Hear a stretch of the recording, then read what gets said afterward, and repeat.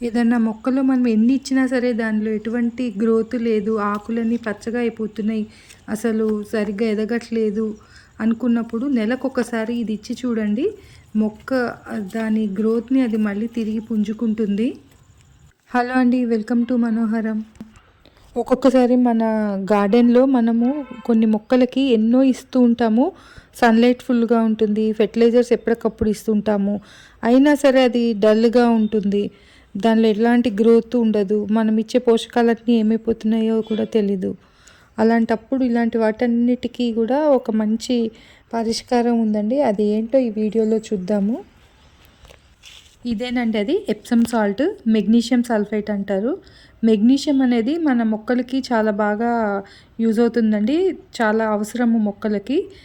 Chlorophyll తయారు చేసుకోవడానికి ఈ మెగ్నీషియం అనేది చాలా బాగా యూజ్ అవుతుంది. ఇది వాడడం వల్ల ఆకులనేది పచ్చగా ఉంటాయి చక్కగా.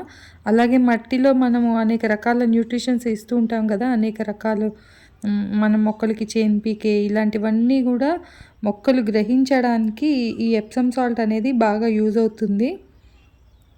అంటే మొక్క మట్టిలో ఉన్నటువంటి న్యూట్రిషియస్ పోషకాలని అది గ్రహించకుండా అలా డల్‌గా ఉన్నట్టయితే అప్పుడు మనం ఒక స్పూనుడంత ఎప్సమ్ సాల్ట్‌ని వాటర్‌లో కలిపి ఇచ్చినా సరే, లేదా డైరెక్ట్‌గా మట్టిని తవ్వేసి ఒక స్పూన్ వేసేసి వాటర్ పోసినా సరే, అలా మొక్కకి ఇచ్చినట్టయితే మొక్క మళ్ళీ దాని గ్రోత్‌ని పుంజుకొని ఈ న్యూట్రిషన్స్ అన్నీ గ్రహించి మళ్ళీ దాని గ్రోత్‌ని పుంజుకోవడానికి ఉపయోగపడుతుందనమాట. అందుకని ఇది మనం నెలకొకసారి కంపల్సరీగా యూజ్ చేసుకుంటూ ఉండాలి.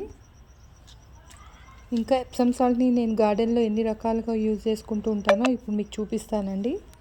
ముఖ్యంగా మొక్కలు పూత దశలో ఉన్నప్పుడు దానికి మంచి పోషకాలు ఇస్తున్నప్పటికీ, దానికి ఎలాంటి చీడపీడలు లేనప్పటికీ గనక మొక్క పూత దశలో ఉన్నప్పుడు పువ్వులు రాలిపోతున్నట్టయితే అదంటే పూత అనేది రాలిపోయి దాని కాయగా మారినట్టయితే అప్పుడు మనం ఎప్సమ్ సాల్ట్‌ని 1 లీటర్ వాటర్‌లో 1 స్పూన్ ఎప్సమ్ సాల్ట్ కలిపేసి ఆ మొక్కకి పోసినట్టయితే ఆ పూత అనేది రాలిపోదు. మంచి ఆరోగ్యకరంగా అది కాయగా మారి మంచిగా పెరుగుతాయి కాయలు. అయితే మొక్కలు పూత దశలో ఉన్నప్పుడు వాటికి నీరు కూడా చూసుకొని ఇవ్వాలండి.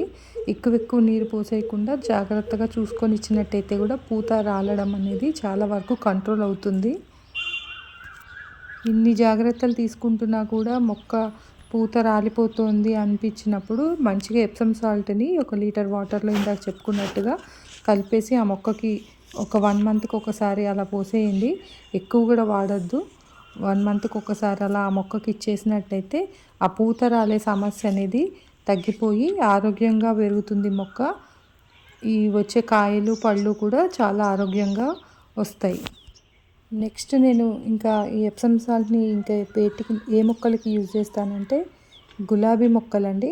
గులాబీ మొక్కలు మంచి పువ్వులు పూసాక అవి మంచి కలర్‌లో రావడానికి, మంచిగా విచ్చుకోవడానికి ఈ ఎప్సమ్ సాల్ట్ అనేది బాగా యూజ్ అవుతుంది. ఇది కూడా నెలకొకసారి 1 స్పూన్ ఎప్సమ్ సాల్ట్‌ని మొక్కకి మొదల్లో ఇచ్చేసినట్టయితే గులాబీ పువ్వులు మంచి కలర్‌లో వస్తాయి. మీకు కూడా గులాబీ పువ్వులు మంచిగా విచ్చుకోకపోతే ఒకసారి ఇది చేసి చూడండి. తప్పకుండా మంచి పువ్వులు చాలా బాగా విచ్చుకుంటాయి. తర్వాత మెగ్నీషియం అనేది ఎక్కువగా యూజ్ అయ్యేది అంటే ఎక్కువగా అవసరపడే ప్లాంట్ లెమన్ ప్లాంట్ అండి. లెమన్ ప్లాంట్‌కి కూడా మెగ్నీషియం అవసరపడుతుంది బాగా. అండ్ లెమన్ ప్లాంట్‌కి కూడా నెలకొకసారి తప్పకుండా ఎప్సమ్ సాల్ట్‌ని యూజ్ చేయండి. అప్పుడు చక్కగా మంచి సైజులో వస్తాయి లెమన్స్. అలాగే నెక్స్ట్ నేను పచ్చిమిరపకాయ చెట్లు ఉంటాయి కదా! వాటికి కూడా నేను ఎప్సమ్ సాల్ట్‌ని యూజ్ చేస్తాను. అప్పుడు అవి కూడా మంచిగా వస్తాయి. పూత రాలకుండా ఉంటుంది. తర్వాత టమాటా చెట్లకు కూడా పూత దశలో ఉన్నప్పుడు అవి కాయలుగా ఉన్నప్పుడు అప్పుడు మనం ఎప్సమ్ సాల్ట్ యూజ్ చేసినట్టయితే అది దాని టమాటో సైజు పెరుగుతుంది. దాని కలర్ కూడా మంచిగా వస్తుంది. గులాబీ చెట్లకు ఏ విధంగా కలర్ బాగా వస్తుందో అలాగే టమాటా ప్లాంట్స్కి కూడా మంచి కలర్ వస్తుంది. తర్వాత నేను ఇంకొకటి యూజ్ చేసేది ఏంటంటే ఏదన్నా ప్లాంట్ డల్గా అయిపోయి దాని అది మనం ఎన్ని న్యూట్రిషన్స్ ఇస్తున్నా కూడా సరిగ్గా గ్రహించుకోకుండా దానిలో ఎలాంటి గ్రోత్ లేకుండా పూత లేకుండా ఉన్నట్టయితే అప్పుడు కూడా నేను ఎప్సమ్ సాల్ట్ని యూజ్ చేస్తాను. అప్పుడు కూడా 1 లీటర్ వాటర్లో 1 స్పూన్ అంత ఎప్సమ్ సాల్ట్ కలిపేసి మొక్కకి పోసేస్తాను. పోసేసినట్టయితే మళ్ళీ తిరిగి దాని గ్రోత్ అనేది స్టార్ట్ అవుతుంది.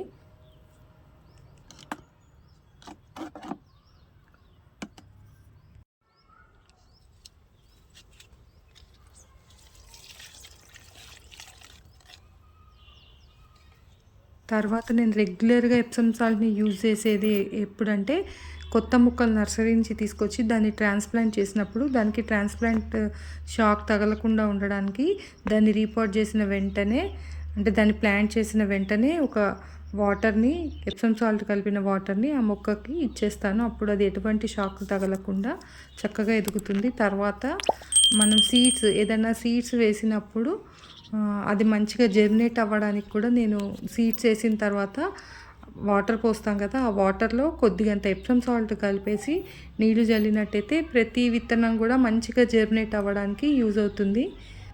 తర్వాత వాటిని తీసి మళ్ళీ మనం ట్రాన్స్‌ప్లాంట్ చేసుకునేటప్పుడు కూడా మనం ఎప్సమ్ సాల్ట్‌ని యూజ్ చేసినట్టయితే అది కూడా అప్పుడు కూడా మొక్క షాక్‌కి గురవ్వకుండా మంచిగా అక్కడ ఆ ప్లేస్‌కి అడ్జస్ట్ అవ్వడానికి ఇది బాగా ఎప్సమ్ సాల్ట్ అనేది బాగా యూజ్ అవుతుంది. ట్రాన్స్‌ప్లాంట్ చేసినప్పుడు కూడా యూజ్ చేసుకోవచ్చు.